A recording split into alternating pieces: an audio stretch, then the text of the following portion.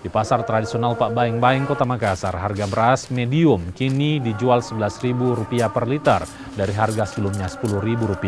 Sementara untuk beras premium sebelumnya Rp11.000 per liter, kini dijual dengan harga Rp12.000 per liter. Para pedagang tak mengetahui perihal penyebab kenaikan harga beras lantaran harga sudah naik di tingkat distributor.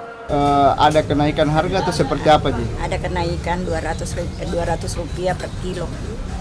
Semua jenis beras? Iya, semua jenis beras. Itu dari harga berapa itu, Aji? Kalau yang dulunya kan Rp10.000, Iya. naiki 11 per kilonya.